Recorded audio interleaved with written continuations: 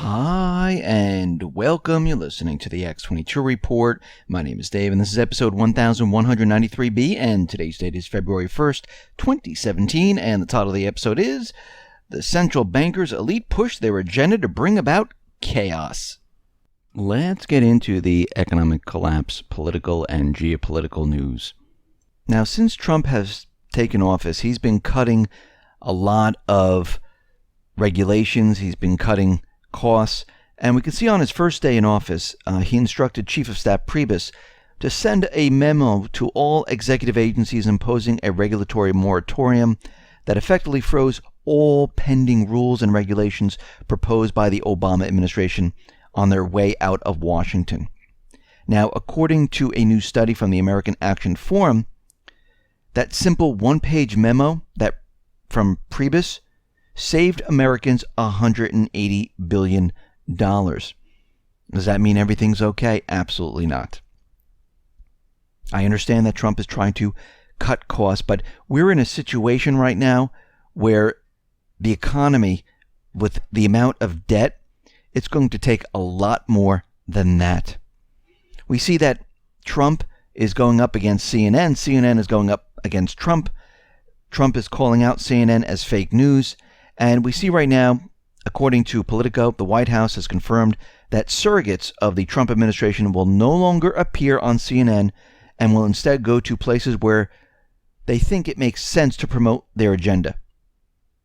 And we see that right now the CNN reporter is saying that the White House is trying to punish the network and force down its ratings. I don't really think they care about their ratings. They're already way, way down. And we see right now that CNN, well, they have been pushing a lot of fake news. They showed the picture during the inauguration. It wasn't really truthful. They're saying this is a Muslim ban. It has nothing to do with Muslims. And they're spinning a lot of the stories. And we know, going back to January 11th, Trump had this argument with Jim Acosta, and he didn't want to answer any questions whatsoever. And the CNN reporter was just continually going on and on and on, and Trump was, saying, no, I'm not paying attention to you. And since all of this, we see that Trump and CNN, they've been in a battle. Now, a CNN producer says they're going to be suing Trump over immigration. And they're bringing a lawsuit against him, and they're going to be challenging the immigration order. And we do have to remember that this is a temporary ban of 90 days. Once that, by the time the lawsuit is all said and done and filed and everything, those 90 days are going to be already up. And there'll be a new vetting process in place, and this will be for nothing. Because what are they going to sue? That the U.S. wants to vet people before they enter the United States? They want to do a little background check? What do you think Ellis Island was for? What do you think all these individual places were used for? Because they brought the immigrants and refugees onto the island because a lot of them had diseases. They separated them from the majority of the public. And they pretty much kept them in quarantine. They did background checks as much as they possibly could during those time periods. And we can see this is what needs to be done today. There's no problem with this. But we see that the opposition, they're making it a problem. Now, California, they want to become the first ever sanctuary state. They have a new Senate bill that would have the entire state become America's first sanctuary state. This is Senate Bill 54. Written by Senate President Pro Tem Kevin Dion of Los Angeles, will come to the floor for its first public hearing, and the bill will also consider providing taxpayer dollars to fund lawyers for illegal immigrants facing deportation. So the taxpayers are going to pay for California becoming the sanctuary state. And we can see there's other sanctuary cities that, well, they get quite a bit of funding from the federal government. New York City, they get about $700 million or so. Chicago, they're getting about $500 million. Los Angeles, getting about $450 million. Philadelphia gets about $200 million, and so on. And they don't want to lose this funding because this is a lot of money coming into these areas. Now, Nancy Pelosi, she is out there, and in response to President Trump's executive order on immigration, Pelosi pulled out Indiana Congressman Andre Carson to give an impassioned speech about diversity. After she introduced Carson as a Muslim member of Congress, Nancy wanted to make extra sure that his religious credentials were displayed. And she kept on saying, "Tell him you're a Muslim. Tell him you're a Muslim." So we can see that her agenda was to push the idea out there to let everyone know that this individual was a Muslim, and he also used to be a police officer. But when you look a little bit closer at this individual, well, his grandmother was a politician, and he wasn't the traditional police officer. He was an individual that enforced sales tax collection from local retailers. So we see right now they have their certain agenda. They're trying to push it out there. They keep using the term Muslim, Muslim, Muslim. And again, we go back to the same thing. The executive order had nothing to do with Muslims. There are a lot of other religious people inside of the countries that are named, which were actually named by President Obama, which was put into law. And Trump just took what he was already done and was using it and actually enforcing it.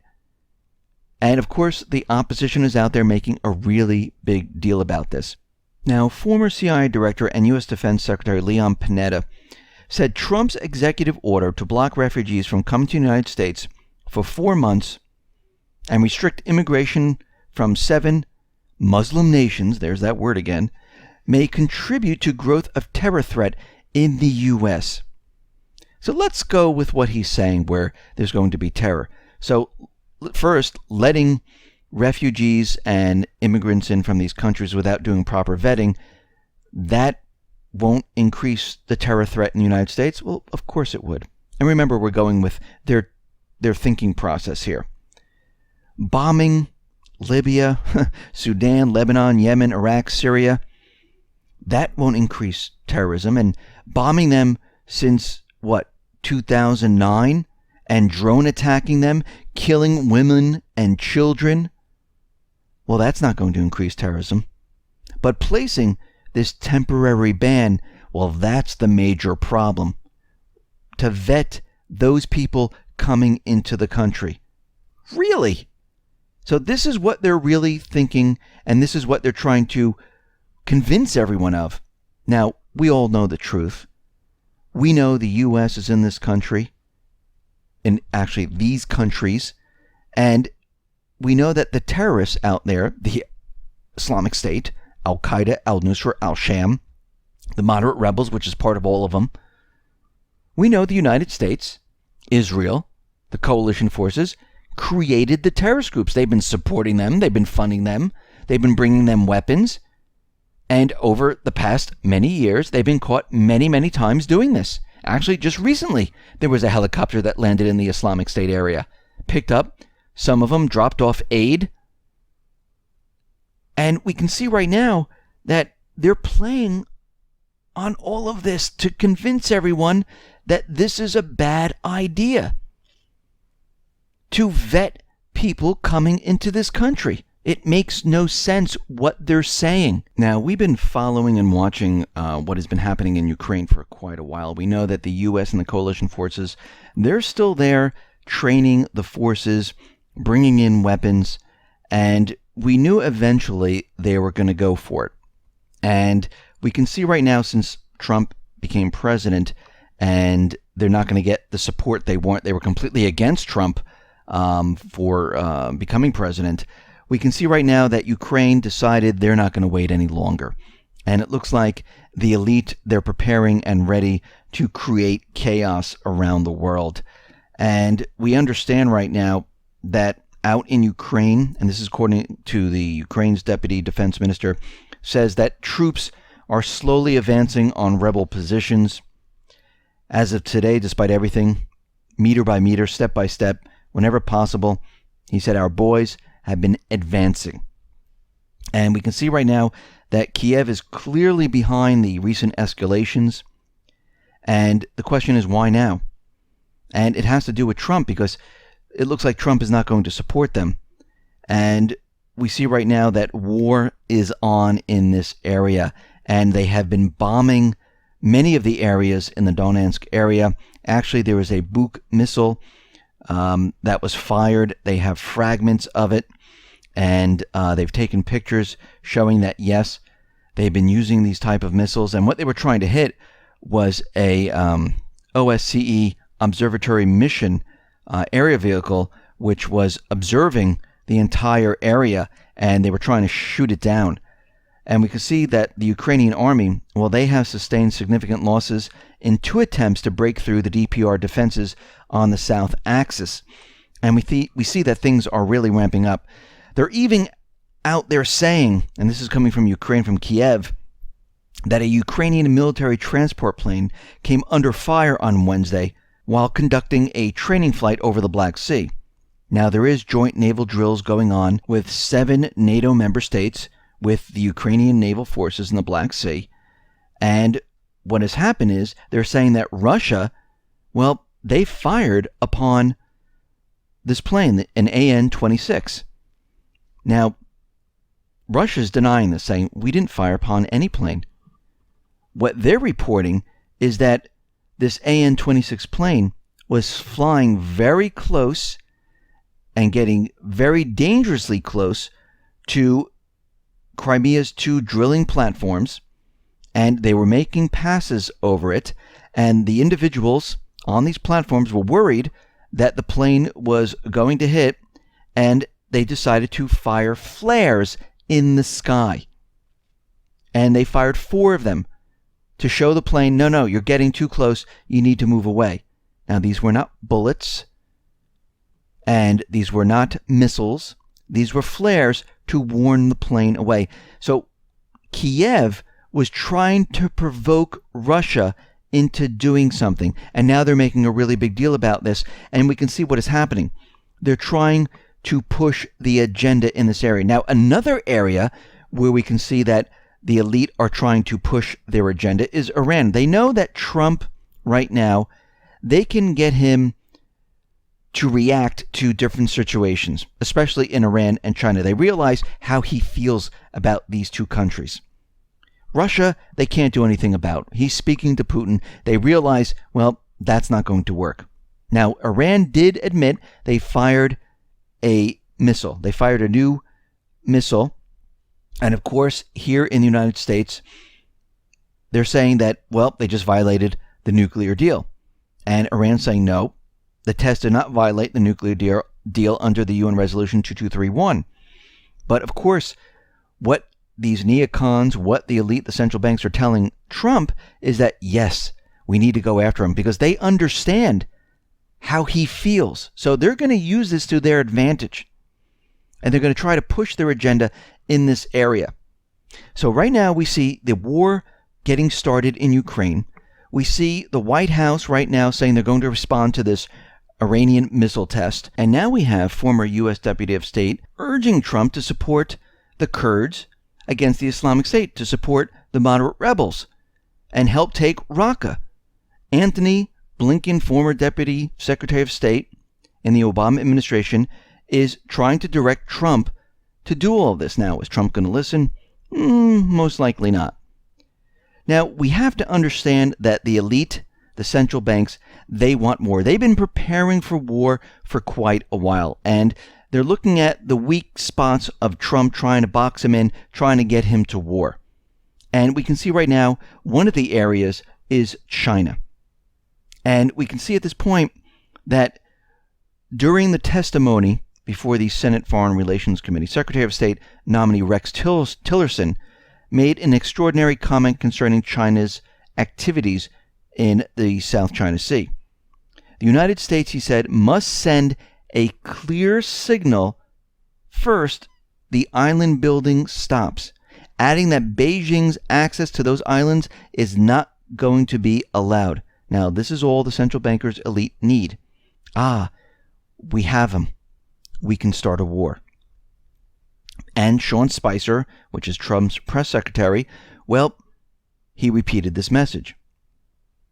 And we need to be very clear about what would happen if the U.S. actually tries to blockade China from supplying its forces constructing airfields and radar facilities in the Spratly and Paracel Islands. It would be an act of war. In fact, the U.S., as we know, is in the middle of a major military buildup. The Obama administration was pivoting to Asia in the Pacific. American bases in Okinawa, Guam have been beefed up, and for the first time since World War II, U.S. Marines have been deployed in Australia. Last March, the U.S. sent B-2 nuclear-capable strategic stealth bombers to join them. Called Air-Sea Battle, later renamed Joint Concept for Access and Maneuver in the Global Commons, Air-Sea Battle envisions attacking China's Navy, Air Force, radar facilities, command centers with air and naval power. Missiles would be used to take out targets deep in Chinese territory. I mean, China's recent seizure of the U.S. underwater drone off the Philippines, well, this is part of an ongoing chess game in the region. And the drone most likely was mapping the sea floor, collecting data that would allow the U.S. to track Chinese submarines. And we need to understand that the U.S. has about 400 military bases surrounding China and is deploying anti-ballistic missiles in South Korea and Japan. And of course, they're saying it's to guard against North Korea, but they can be pointed to China, which a lot of them are going to be. And the Trump administration has opened a broad front on China, questioning the One China policy. Now, according to the CIA, by 2030, Asia will have surpassed North America and Europe combined in terms of global power based on GDP, population size, military spending, technological investment. By 2025, 2/3 of the world will live in Asia, 7% in Europe, and 5% in US. If Trump starts a trade war, this will lead into a world war. And he might not have support of America's allies, because China is the #1 trading partner for Japan, Australia, South Korea, Vietnam, and India. And over the past year, a number of countries like Thailand, Malaysia, Philippines, well, they've been moving away from Washington and closer with China. So we can see right now, the elite, they are causing chaos in the region, and they're going to play upon Trump's weaknesses. Now, I'm not saying Trump is, this incredible person that just was handed down to the people. We don't know exactly what he's going to do. All he did was roll back some executive orders that Obama put forth. But we can see that he's a little hot-headed when it comes to Iran and China, and he could start a war. We see in Ukraine, things are getting out of hand. And we can see that at this point, with the economy failing, all of this can happen at once. Now, think about this for a second. Trump, through all the executive orders that Obama, Bush, going all the way back in time, remember, if there is a national emergency, like an economic collapse, he can say, okay, I'm taking control of everything. Now, you could just see the way he works. He would do this.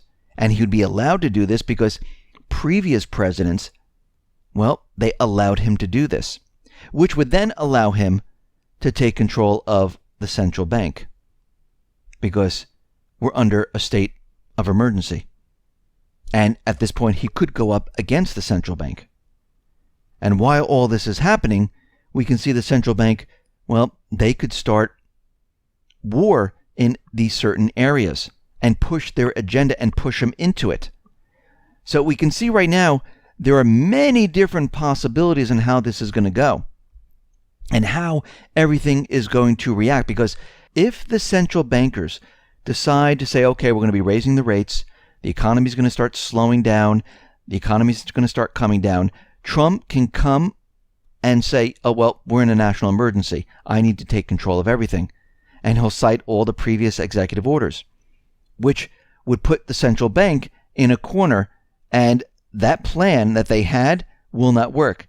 Then they'll move to plan B, which would be, okay, he did this to us. We're going to go out and we're going to cause havoc in all these different areas. We're going to create a problem where he's going to react and get us into a war. So you can see all these different scenarios that could be played out at this point. And we're coming to the point where things are rapidly heating up. You can see it now all around the world. And we can see that the elite, the central banks, they're prepared and ready to create chaos, to bring the world to war, to restart their system. Listen, everyone, thanks a lot for listening. Be well, be safe, and especially be prepared. Thanks a lot.